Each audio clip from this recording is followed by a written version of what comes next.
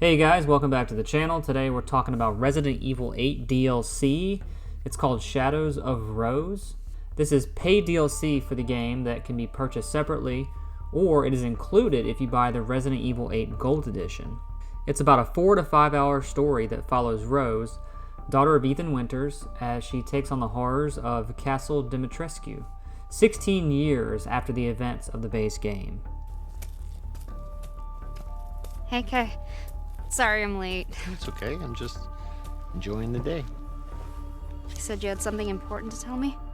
I hope it's not about Chris wanting me to join his operation, because I already told him that's not happening. By this time, Rose wants to rid herself of her supernatural powers, so she enters into a realm of consciousness. She's ready to part ways with it because of how she is treated in her everyday life, being seen as some sort of superhuman. By bonding with a fungus that was shown to her by a guy named Dion Wilson in a government lab, she's able to live through the memories of this fungus. It sounds crazy, and it probably is. But over the course of these 4 to 5 hours, we get to experience the castle and surrounding areas in a whole new way. This time it's completely in third person, which is a nice change of pace. And obviously some enemies are no longer around. This time it's a bunch of face eaters who are actually very difficult to deal with, especially early on in the game.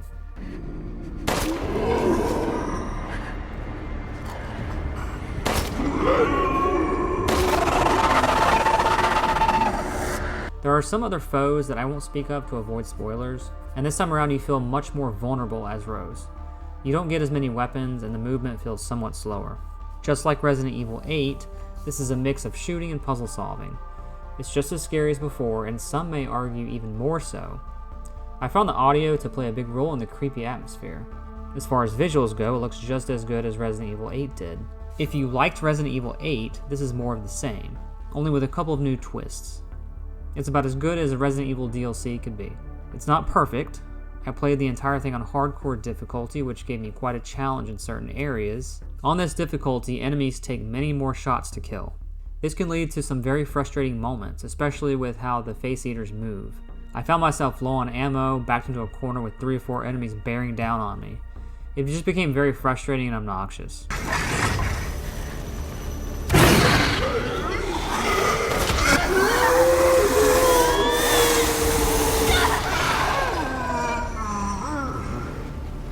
I think it would be more enjoyable on the standard difficulty, so take that as you will.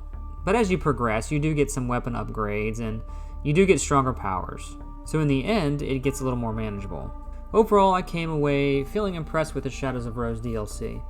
I found the story to be very engaging, and it does provide some more backstory on Resident Evil 8. And there are some deep emotional moments, especially later on in the DLC.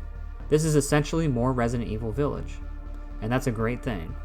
It fleshes out the story of Resident Evil Village even more, and it doesn't overstay its welcome, and it gives us a fresh take on location that we've already explored in the base game. So I do believe Shadows of Rose is well worth your time. And guys, if you're enjoying my content, be sure to hit the subscribe button below and ring the bell to stay notified for future videos. And I'll see you guys next time.